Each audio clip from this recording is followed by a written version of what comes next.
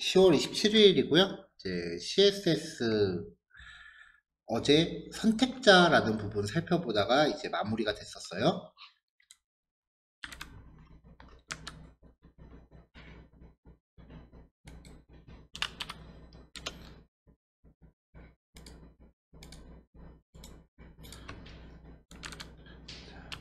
자, CSS 선택자를 서술하는 방법은 첫 번째가 HTML의 태그 이름, 두 번째가 이제 클래스 방식, 세 번째가 이제 ID 방식이 있었습니다. 태그 이름은 예를 들면 뭐 H1이라고 해서 그냥 태그 이름 바로 적는 거고요.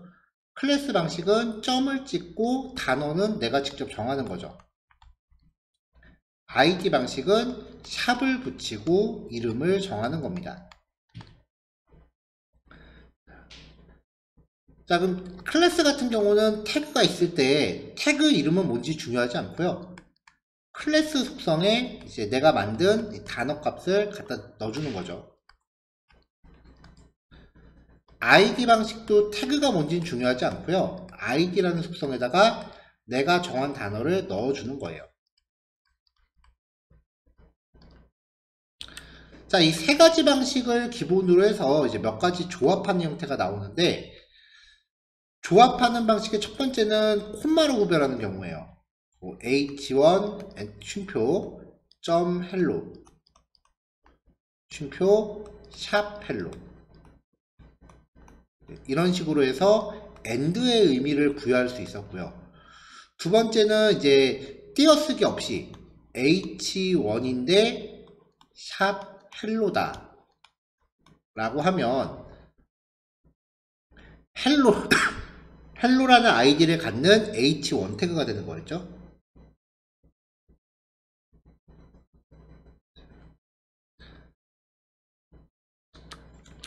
자, 그 다음에 이제 자식 셀렉터라는 것까지 이제 지난 시간에 살펴봤었는데요. 자식 셀렉터는 HTML 태그의 계층 구조를 순차적으로 이 오른쪽 방향에 괄호를 써서 표현한 거였어요.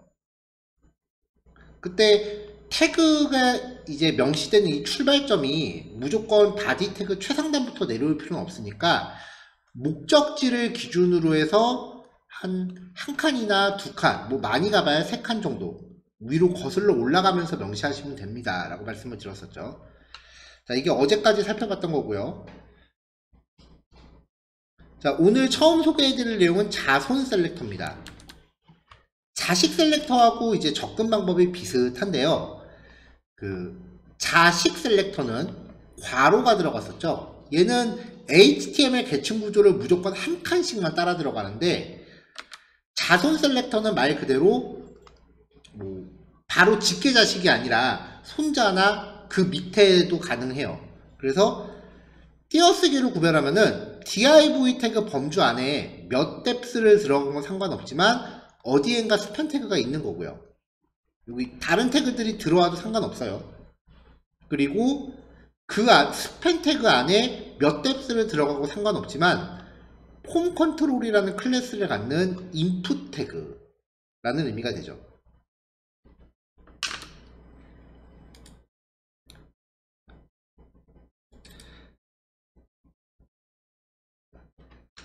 자식 셀렉터는 샵 컨테이너 바로 직계자손의 샵 컨텐트. 자, 코드를 이렇게 접어보면은 컨테이너라고 하는 요소 안에 직계자식이 이렇게 두 개예요. 이 파일은 어제 마지막 예제입니다. 그리고 나서 컨텐트 안에 서브 얘를 지정한다라고 하면 컨테이너 안에 직계자식이 하나, 둘, 세 개가 있으니까 샵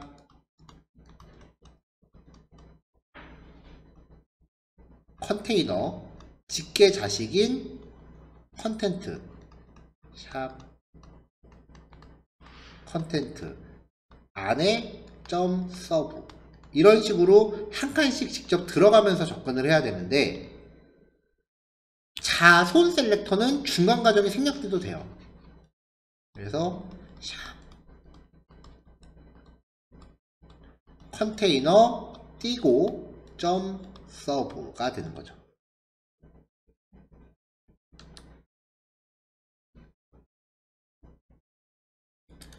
자, 그래서 이제 자손 셀렉터 예제인데요.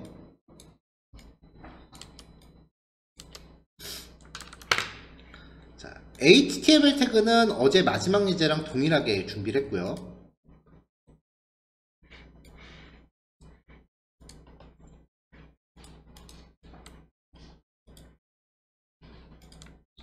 자, 먼저 샵 컨테이너 안에 있는 h1 태그. 이 컨테이너를 기준으로 해서 몇 칸을 들어가건 상관없어요. 그냥 어디엔가 h1 태그가 있기만 하면 돼요. 그러니까 이 컨테이너라는 범주, 요 div 태그의 시작과 끝 영역 안에 몇 칸을 들어가건 상관없고요. 몇 뎁스를 들어가건 상관없고 h1이라는 태그 여기 하나 있고 여기도 하나 있죠. 이 두 개를 찾아서 글자 색깔 빨간색으로 바꾼 겁니다.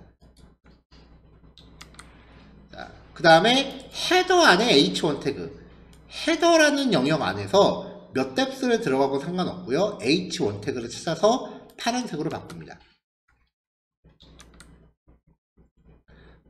컨테이너 안에 p, 이 범주 안에 p 태그가 들어있기만 하면 돼요. 여기 하나 있고 여기 밑에도 하나 있죠. 이걸 찾아서 글자색을 초록색으로 바꿉니다. 자식 선택자랑 자손 선택자 같은 경우에 개인적으로 추천해드리는 것은 자손 선택자예요. 왜냐하면 자식 선택자는 만약에 CSS를 구성을 했는데 HTML 태그가 변경이 된단 말이에요. 여기다가 뭐 div를 하나 이렇게 더 넣었다 라고 하면은 태그 구성이 바뀌니까 CSS도 같이 수정이 돼야 돼요. 근데 자손 선택자는 HTML 태그 구조가 변경돼도 웬만해서는 CSS까지 같이 영향을 받지는 않아요. 그래서 저 개인적으로는 자식 선택자는 거의 안 쓰다시피 하고 있고요.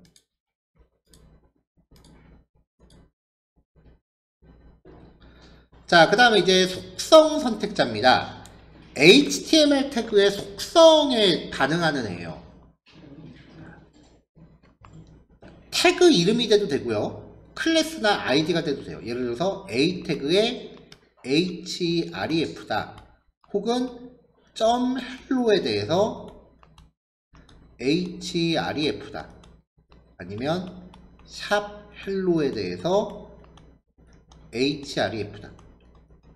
어떤 식으로 앞에 있는 거는 어떤 식으로 들어가건 상관이 없어요. 대괄호 안에 속성 이름을 명시하면 href라는 속성을 갖는 a 태그 요거죠. 얘는 href라는 속성을 갖고 있는 hello라는 클래스를 갖는 어떤 태그. 마지막은 href 속성을 갖고 있는 hello라는 id 값을 갖고 있는 어떤 태그.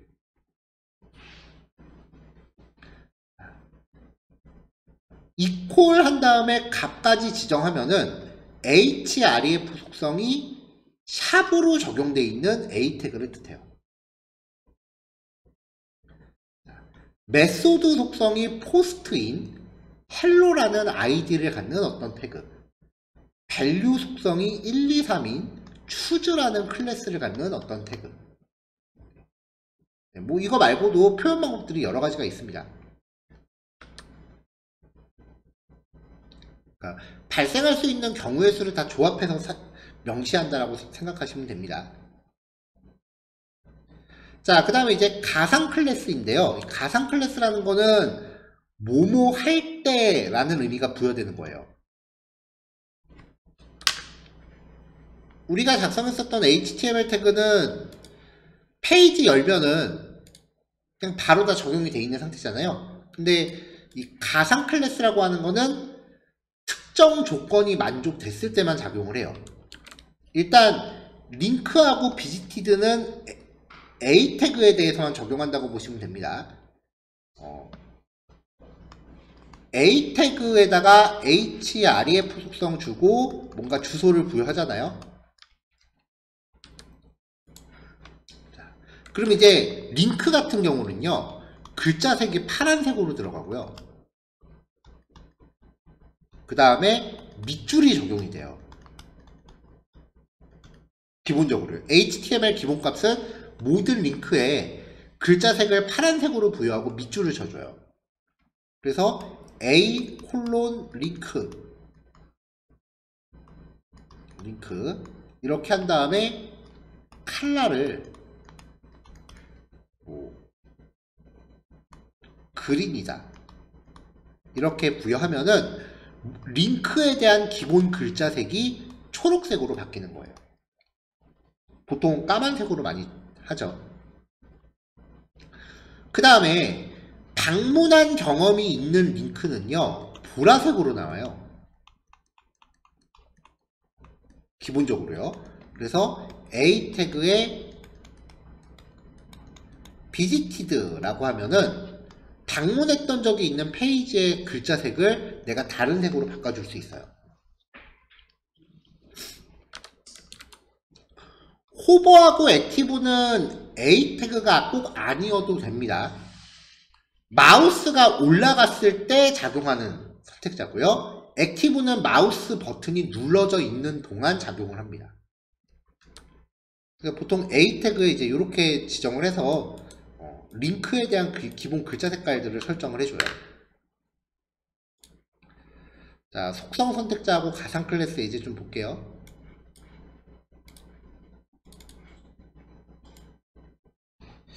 사실 이 속성 선택자가 지금 요즘 스타일에서는 지금 요 예제가 안 쓰이긴 할 거예요. 자, 인풋 태그를 넣었어요. 인풋 타입 텍스트를 하나 넣었고요. 인풋 타입 패스워드를 넣었고요. 그 다음에 인풋 타입 라디오 버튼 2개를 놓고 인풋 타입 체크박스를 3개를 놨습니다.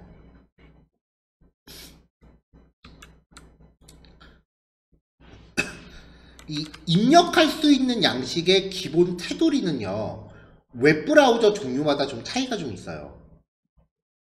CSS 작업할 때 가장 중점적으로 보셔야 되는 게 웹브라우저 종류가 바뀌었을 때 결과가 달라지면 안 돼요. 근데 옛날 브라우저들은 그게 되게 심했거든요. 요즘은 그래도 많이 표준화가 되긴 했는데 미세한 차이들이 좀 있긴 합니다. 그래서 우리는 수업에서 이제 지금 기본 브라우저 하나만 가지고 예제를 할 텐데 실제로 필드에서 작업하실 때는 크롬, 그 다음에 마이크로소프트 엣지, 여기 조금 더 나가면은 애플 사파리, 그리고 네이버 웨일 브라우저. 제가 봐서는 요 4개 정도는 놓고 준비를 해야 돼요. 그래서 이제 기본적으로 이 모든 인풋 태그의 테두리 속성인데요. 이것도 이제 뒤에서 나올 건데 미리 한번 끌어다 썼어요. 테두리의 굵기, 종류, 직선이고요. 오렌지, 테두리 색상입니다. 이렇게 부여하면 여기 색깔이 바뀌죠. 근데 지금 여기 밑에 보면은 라디오랑 체크박스도 사실 인풋 태그잖아요. 옛날 브라우저들은 여기에도 적용이 됐었어요. 어떻게 적용됐냐면은 요 동그라미 선이 이렇게 테두리가 바뀌는 게 아니고요. 여기에 오렌지색으로 이렇게 테두리가 네모나게 쳐져요. 이렇게. 이 체크박스도 마찬가지예요. 바깥에 테두리가 이렇게 하나 생겨요. 익스플로러가 이랬었어요. 그럼 이거는 좀 안 이쁘니까 보통 인풋 태그에 테두리를 이렇게 부여한 다음에 그 뒤에 후속으로 이렇게 처리를 해주는 거죠. 인풋 태그인데 타입 속성이 라디오인 거, AND 인풋 태그인데 타입 속성이 체크박스인 거한테 테두리 굵기를 0으로 없애라. 이런 식으로 부여를 하는 코드를 예전에는 모든 웹페이지마다 다 넣어줬었는데 어느 날부턴가 웹브라우저 회사들이 단합하더니 라디오 버튼과 체크박스에 대해서는 테두리 속성을 적용을 안 시키더라고요. 이론적으로 보면은 지금 이 테두리는 여기에도 적용되는 게 맞죠. 이렇게 속성 값에 의한 선택자를 지금 보여드리려고 억지로 짜는 예제입니다. 요즘은 활용도가 크게 많지는 않아요.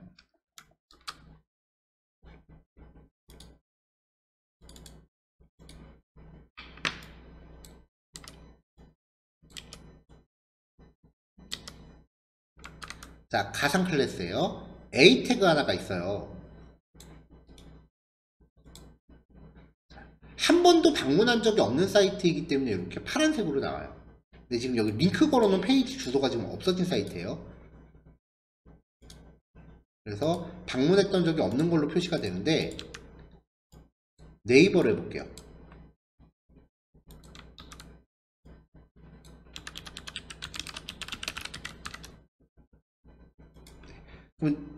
네이버는 방문했던 적이 있는 주소니까 글자색이 이렇게 보라색으로 나오는 거죠. 마우스를 올렸을 때는 반응이 없고요. 마우스를 누르고 있는 동안은 빨간색으로 바뀌어요. 글씨가. 이게 링크의 기본 특성인데, A 태그의 기본 상태와 A 태그에 방문했던 적이 있는 페이지의 글자색을 까만색으로 바꿔라. 링크가 이렇게 까만색으로 나옵니다. 마우스 올렸을 때는 글자 색깔 파란색으로 바꿔라. 효과가 들어가죠. 마우스를 누르고 있는 동안은 글자 색을 초록색으로 바꿔라. 누르고 있는 동안. 이런 식으로 이제 상황에 대한 걸 줄 수 있어요.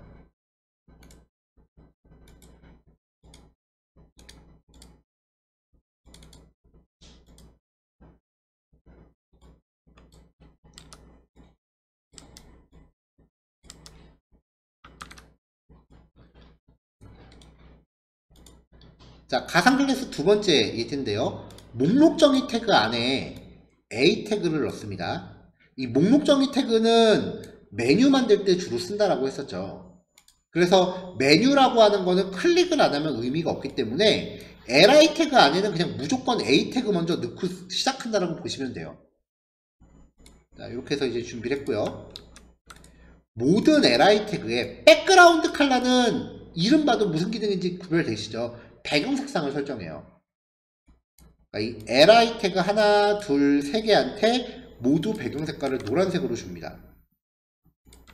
그리고 li 태그에 마우스가 올라갔을 때 배경 색깔을 오렌지로 바꿔요.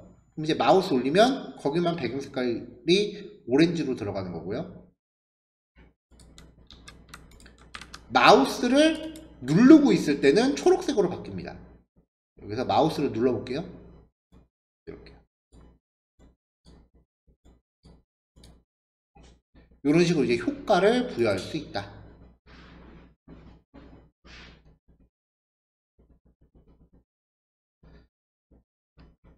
자, 요거까지만 하나 더 보고 읽으시는 끊을게요. n번째 요소인데요. 지금 요 li라고 하면은 이 li 태그 3개를 다 가리키잖아요.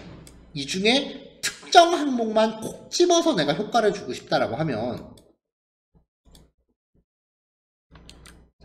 앞에는 선택자가 들어가고요. 콜론, first child. f라는 선택자를 갖는 요소 중에서 가장 첫 번째 요소. last child. f라고 하는 셀렉터를 갖는 요소 중에 가장 마지막 요소. 요거 두 개는 꽤 많이 쓰이는 특성이고요. nth child 2. f라는 셀렉터를 갖는 요소 중에서 두 번째 요소. nth child odd. 홀수 번째 요소. nth child 2n. 짝수 번째 요소. 그럼 뭐 3n, 4n 뭐 다 가능합니다. 3n 있고 nth last child 숫자. nth child는 3개가 있으면 1번째, 2번째, 3번째 이렇게 카운트를 해요. 근데 nth last child는 1번째, 2번째, 3번째 뒤에서부터 카운트를 해요. 개인적으로 nth last child는 거의 써본 적이 없고요. 요거 두 개는 정말 많이 쓰니까 꼭 기억하시고요. 그 다음에 odd 내지는 en 중에 하나는 가끔 쓸 때가 있어요. 뭐냐면은 이렇게 목록 같은 거 만들었는데 하나씩 번갈아 가면서 배경 색깔 다르게 줘야 될 때가 있거든요. 게시판 디자인이 그렇게 나오면은 이 둘 중에 하나를 써서 하나씩 번갈아 가면서 배경 색상을 다르게 설정해 주는 거죠.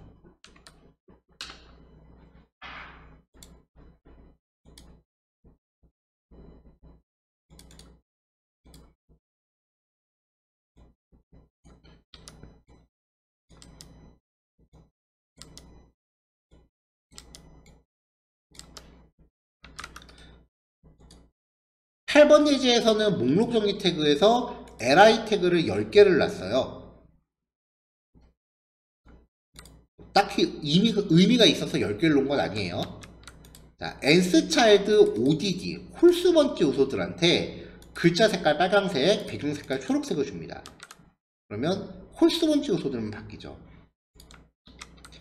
n스차일드 2 두 번째 요소를 콕 집어서 글자 색깔 초록색, 배경 색깔 빨강색. 3의 배수가 되는 거예요. 1, 2, 3 4, 5, 6 7, 8, 9 요거 3개한테 글자 색깔 파란색, 배경 색깔 노란색을 부여합니다. 퍼스트 차일드 가장 첫 번째 항목한테 글자 색깔 흰색, 배경 색깔 핑크색.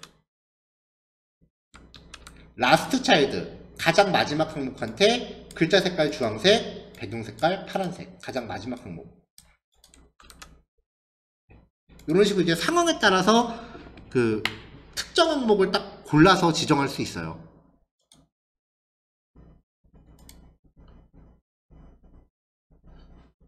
하나만 더 볼게요.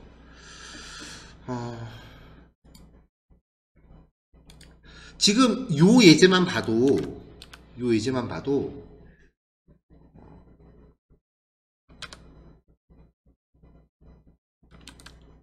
ODD라고 했을 때 홀수번째니까 얘도 적용이 되고요.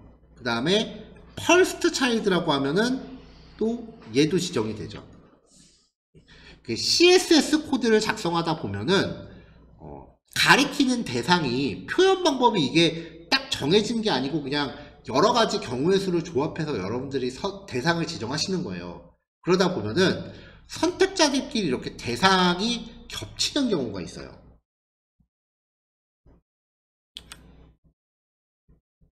지금까지 우리가 했었던 상태로는 덫이라는 개념으로 접근을 했었죠.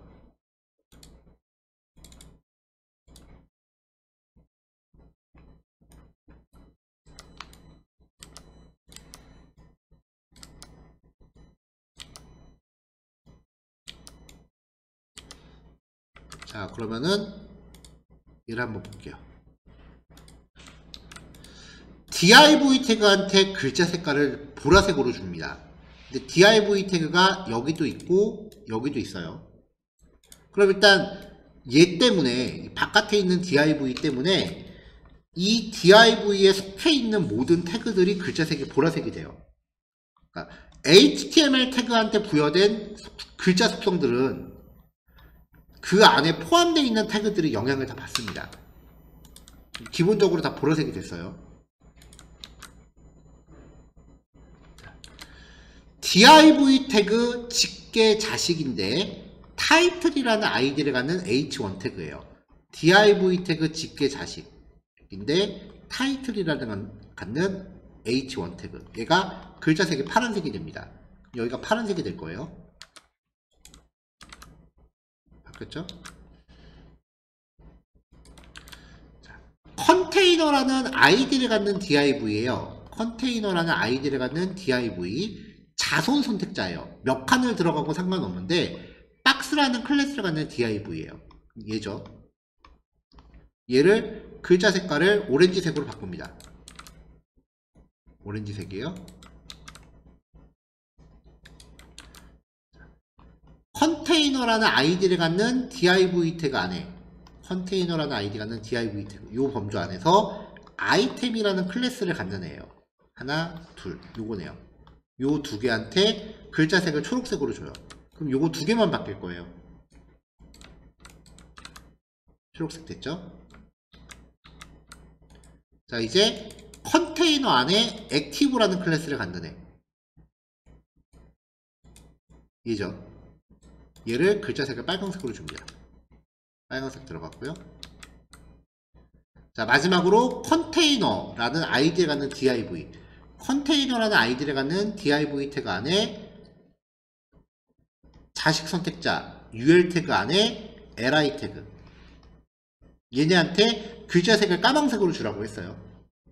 그럼 요 세 개가 지금 까만색으로 돼야 될 거예요. 잘 보세요. 마지막 거밖에 안 바뀌죠. 요 li 태그가 3개인데 마지막 거밖에 안 바뀌죠.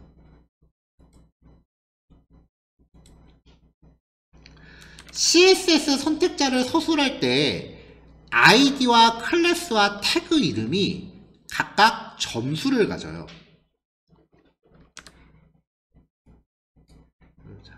아이디가 100점, 클래스가 10점, 태그가 1점이에요. 그러면은 얘는 1점, 100점, 1.1점, 103점짜리고요. 얘는 200점짜리고요. 얘는 1점, 100점, 10점이니까 111점짜리예요.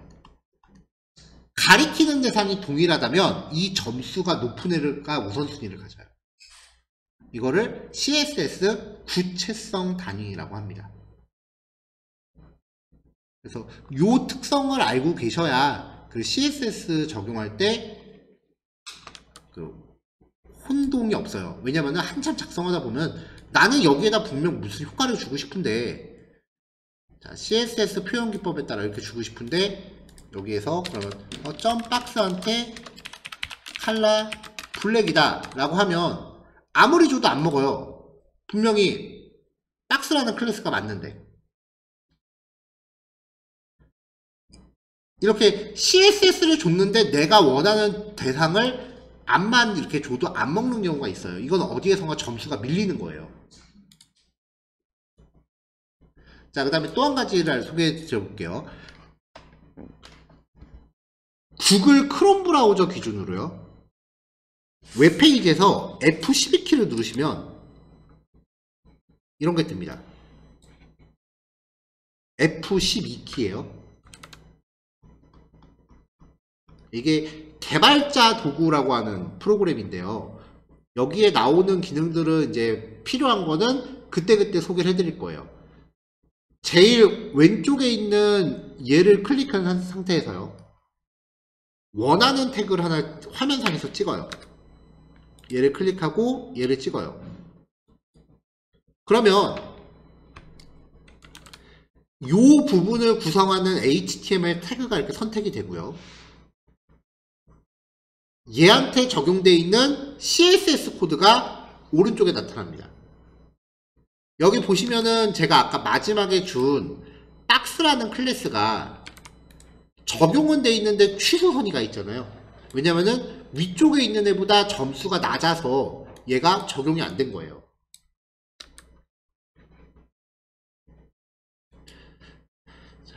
자, 이 개발자 도구 쓰실 때 이렇게 CSS 속성 왼쪽에 마우스 올리시면 체크박스가 나와요. 이거를 체크를 넣다 뺐다 하면 얘가 어떤 효과를 주는지 확인할 수 있고요.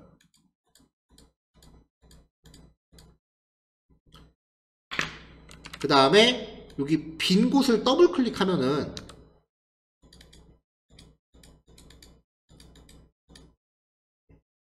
빈 곳을 이렇게 클릭하면은 입력할 수 있게 되거든요. 그래서 여기서 값을 부여하면은 여기서 만든 요 CSS 값이 화면에 반영이 됩니다. 그래서 근데 이제 이 브라우저에서 직접 값을 적용하시는 거는 일종의 미리 보기지, 여기서 작업한다고 해서 내 소스 파일에 그대로 저장이 되는 건 아니에요. 브라우저 새로 고치면 다 날라가요. 그러니까 이거는 이제 미리 결과를 좀 가늠해 보시는 용도로 사용하시는 거지, 실제로 얘가 내 소스 파일에 영향을 주지는 않는다는 거, 그거 기억해 주세요.